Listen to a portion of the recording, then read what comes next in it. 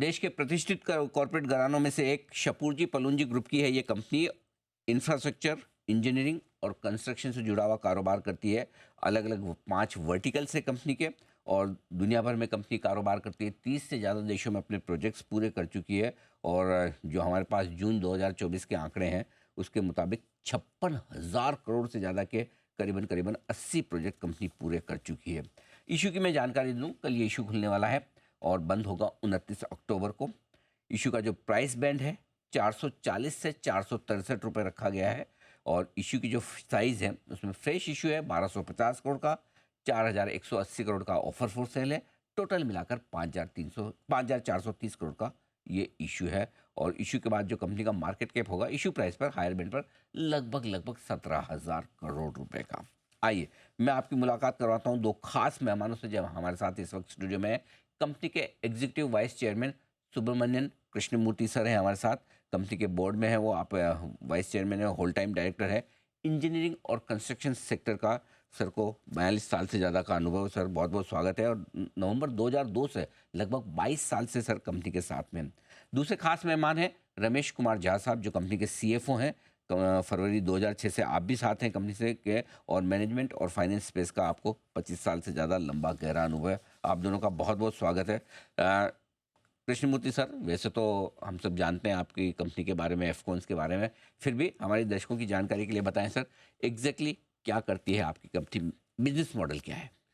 Afcons is a pure play EPC infrastructure company working both in India and outside India. We focus on the infrastructure markets. We have ports and harbors as one of our verticals. Metro works as another vertical. Okay. Underground and hydro projects as another vertical. We are in oil and gas and we are in surface transport. Other than factories and buildings, we are in virtually every sector of infrastructure construction. Okay. We work abroad. 30% of our revenue comes from overseas markets. We have worked in 30 countries and we are reputed for our track delivery. And we are considered as a knowledge enterprise both in India and outside India. Absolutely. And बिल्कुल। that's it, sir. तो sir मतलब infrastructure से जुड़ा हुआ, construction से जुड़ा हुआ कोई काम ऐसा नहीं जो आपकी कंपनी नहीं कर सकती, लेकिन आपकी कंपनी के नाम पे कई सारे बहुत प्रेस्टिजियस प्रोजेक्ट है जो आपने बनाए। जरा बताएं सर 3-4 ऐसे प्रोजेक्ट जो वाकई में जिन पर आप कह सकते हैं कि हमने बहुत ही कमाल का काम किया है। Chenab bridge world's tallest rail जो ब्रिज कश्मीर में बना है। कश्मीर में है, हमारा कंपनी बनवाया। This is such a special project that world's tallest rail bridge इसको बोलते हैं। एंड ब्लास्ट लोड भी होने से भी ये ब्रिज विथस्टैंड करते हैं एंड सिस्मिक जोन में बैठा है। ऐसा प्रोजेक्ट पहला टाइम वर्ल्ड में हुआ है। और अटल टनल हिमालय में हम लोग किया है at an altitude of 3000 meters. उस अल्टीट्यूड में वर्ल्ड्स लॉन्गेस्ट टनल है। ये रोहतांग के पास है? रोहतांग पास उसका रोहतांग पास बोलते हैं। And Calcutta metro only under water tunnel in India has been done by Afcons. और एमजी सेतु बोल के पटना में और एक ब्रिज किया है। पहला टाइम एक कंक्रीट सुपर स्ट्रक्चर को रिप्लेस करके स्टील डेक बना के पहला टाइम ऐसा इंडिया में हुआ है। और ये 3-4 एग्जाम्पल्स मैं बता सकता हूँ आपके ये 3-4 प्रोजेक्ट में। हाँ, ये जो दिख रहा है ना चेनाब वाला, सर मेरी दिल से ख्वाहिश है एक बार मुझे है ना उसमें मुझे भी ट्रैवल तो करना है ट्रेन में, है ना।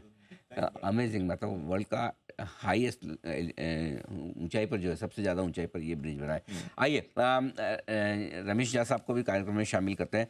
सर जो इशू है आपका 4180 करोड़ का जो आपके एग्जिस्टिंग इन्वेस्टर्स हैं वो ऑफर फॉर सेल कर रहे हैं, बताएं सर वो कौन है और सेल करने की वजह क्या है? और दूसरा जो फ्रेश आईपीओ है आपका 1250 करोड़ का, उसका इस्तेमाल कैसे करने वाले हैं?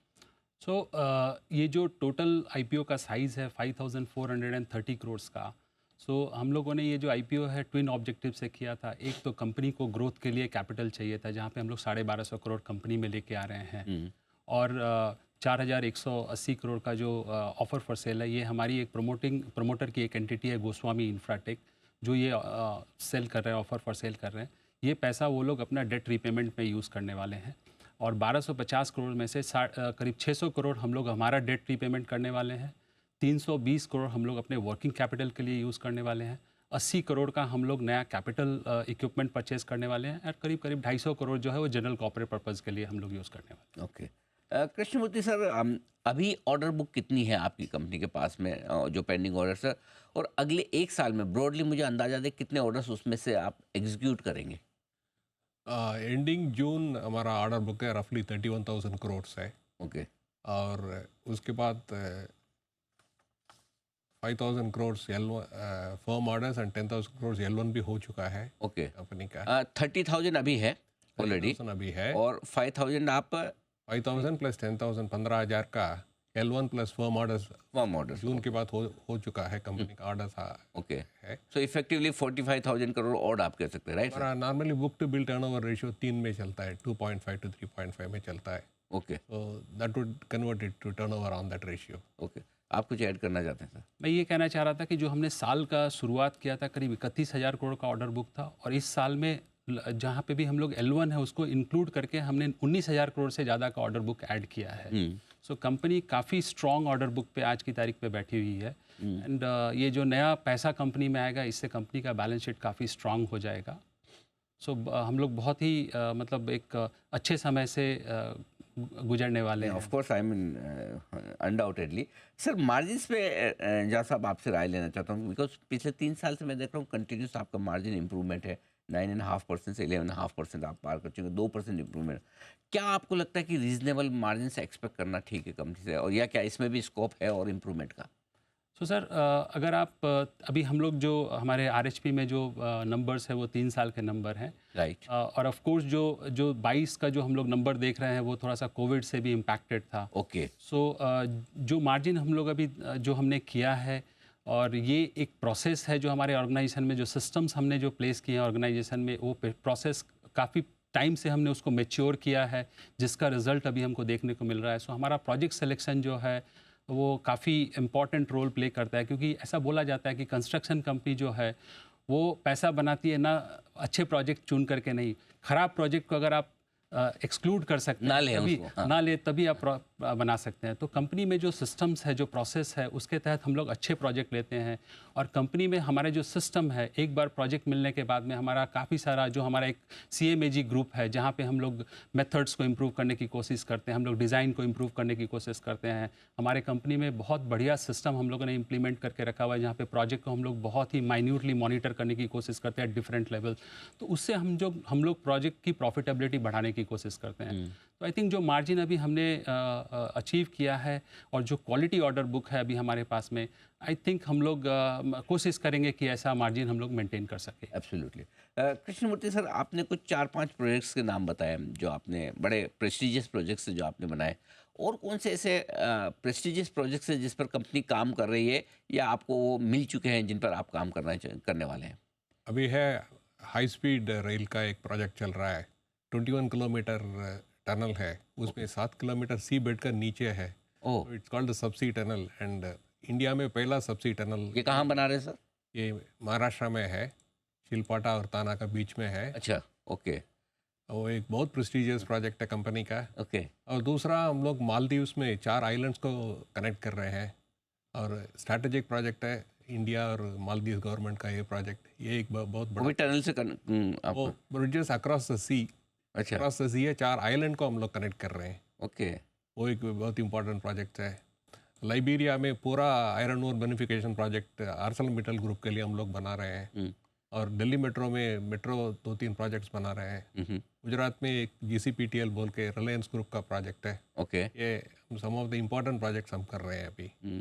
तो जैसा मुझे ऐसा लगता है कि आप ज़्यादा कोशिश फोकस ऐसा करते हैं कि जो बड़े कॉम्प्लिकेटेड प्रोजेक्ट्स हैं जिनको बनाने में मुश्किल हो, वहीं पर बिड करके लिए जाए, जो आसानी से हर किसी के बस की बात नहीं। ऐसा ये स्ट्रेटजी है? ये हमारी एक कोशिश यही रहती है, क्योंकि क्या है कि ये कंपनी जो है वो इंजीनियरिंग साइड पे बहुत ही स्ट्रांग कंपनी है। तो हमारी कैपेबिलिटी जो है इंजीनियरिंग साइड पे बहुत ही ऊंची है।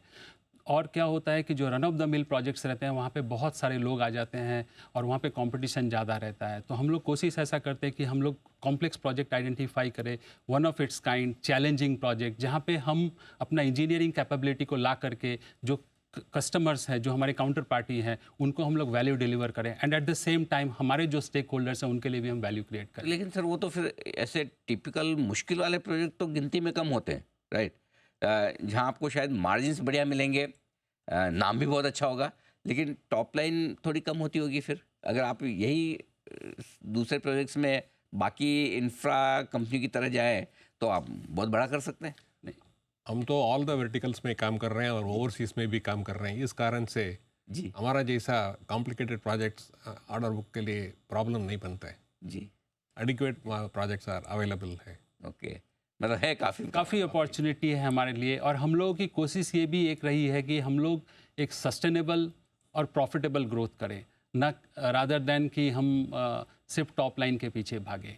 और ऐसा प्रोजेक्ट करने में कंपनी का इमेज भी बढ़ता है, इंडिया का इमेज बढ़ता है। एब्सोल्युटली, वो तो डाउट ही नहीं सर। वो मैं बता रहा हूँ, जो आप देखें ना फुटेजेस जो दिख रहे हैं, चेनाब, अटल टनल, क्या क्या बनाया है, बहुत ही ज़बरदस्त है। आई मीन हम तो कई बार हम वो फाइनेंस और नंबर्स वाले लोग हैं, हम तो कई बार सोचते हैं कि भाई हमारा काम पड़ गया ऐसा बनाने का तो क्या करेंगे। Technology, amazing technology. और बेस्ट विशेष सर, बहुत बहुत धन्यवाद, आपने समय दिया, स्टूडियो में आए, और कल से आपका आईपीओ खुल रहा है, हमारी बहुत बहुत शुभकामनाएं। जैसा आपके ग्रुप का और आपकी कंपनी का नाम है, वैसे दमदार रेस्पॉन्स आपके आईपीओ को मिले, आपके कैपिटल मार्केट की पारी की जो शुरुआत हो रही है, इनिंग्स, वो दमदार हो। धन्यवाद अनिल जी, very हम much. लोगों को Thank ये you so मौका much. देने के लिए। Thank you, sir. Thank you for the opportunity. Thank you.